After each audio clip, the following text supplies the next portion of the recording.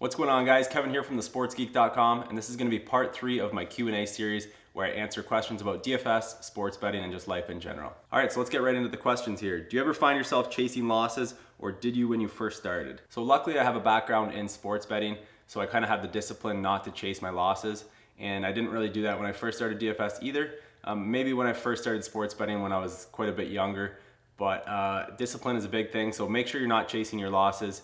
Set aside a strict bankroll and stick to that bankroll. What is the best way to transition from small stakes DFS into medium stakes? So I guess the first thing to say is make sure that your bankroll can support the move up to medium stakes. So if you're playing maybe $3 contest, you want to move up to 20, make sure your bankroll can support that. And then from there, I would say things get a bit tougher. A lot of sharp players play in the medium to high stakes. So you want to just make sure you're doing a lot of research and make sure you're focused. So if you're going to enter a $20 contest, don't just jump on your phone 20 minutes before the game and pick some players. You want to do your research, make sure you're focused on how you're creating your lineups and that kind of stuff. So things get a bit tougher. So if you're moving up to medium stakes, just put in a little more time. Are the Raptors going to win a playoff series this year, and what province do you live in? So yeah, I'm from Ontario, not too far from Toronto, and I do think they'll win. I think they'll win 2, maybe 3 playoff series this year, so it should be fun to watch. How active are you while there's a game going on and your lineups have players in games that haven't started yet? So yeah, with the late swap at DraftKings, you definitely need to be active with your phone or your computer, checking player news right up until when the game starts. For basketball especially, there's lots of late news, so you do need to be really active. I'm usually really active, and if I can't be, if I've got, for example, like a hockey game at night, or I'm going out for the night or whatever, and I can't be on my phone or computer, then I just sit out for that night. What do you weigh more heavily on, the player minutes or the projected points? So definitely projected points. That's definitely what you want to look at.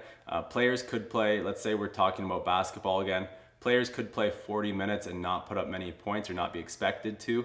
So we're definitely looking at projected points. You don't really want to worry about too much about minutes, although the minutes go into the projected points. So look at projected points, and then if you're projecting your own points, you want to factor in minutes as well as usage and that kind of stuff. But definitely projected points is more important than the actual minutes played. How do you project a player's DK points per game? So I don't really do any of my own projections. I use tools, the main one being Fantasy Labs. If you guys don't have an account at Fantasy Labs, I've got a link in the YouTube description as always. But yeah, I don't project my own DK points. I use other people's projections, and then I kind of go from there. I might change them.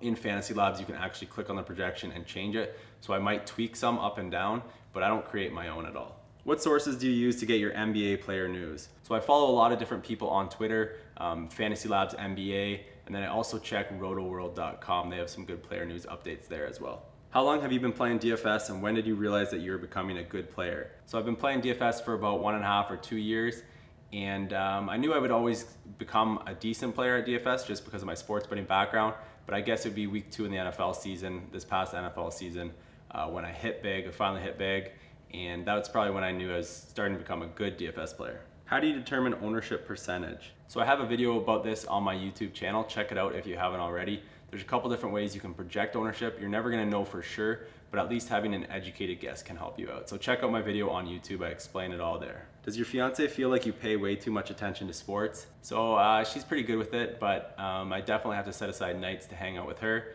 and I like to do a balancing act with sports and paying attention to her. So yeah, make sure you're definitely paying attention to your girlfriend or wife. Would you recommend investing time and money into playing a DFS sport you aren't familiar with, or stick to ones you're passionate about? Definitely probably stick to ones you're passionate about. You can definitely try to learn one on the side, but don't invest too much time and money into it. Stick to the ones you're good at, stick to the sports you actually know and watch. And if you do have tools that you can use, like I don't know too much about NBA compared to the normal person, but I use Fantasy Labs for that. So if you're going into a new sport, make sure you've got tools to use as well. That will help you speed up the process. What are the 3 most important factors you consider when adding someone to a GPP lineup? So for GPPs, definitely projected DraftKings points, projected ownership. You got to look at that. You got to look for low owned players. If you can choose between 2 players that you have projected for the same amount of points, and one you think is going to be quite a bit lower owned, you definitely want to go with that player. And then the third one would probably be the ceiling of the player. So the player needs to have a high ceiling. They need to be able to put up a lot of DK points if they have a really good game. Do you often go with your gut or the stats? So I'm a big believer in first looking at stats, but then second, making your decision on gut feel. It especially helps in GPPs. So if you have a player who everyone is projecting to score more points than another player, but you have a gut feel on this other player, and he's probably going to be lower owned, you go with that gut feel and it pays off, that's the way you can win GPP. So I definitely think you need to start with stats and then go with your gut feel. All right, guys, so that's it for part 3 of this Q&A. That's going to wrap up the Q&A session. Thanks for asking all those questions. Hope you guys found it a little bit helpful, and good luck with your DFS contest.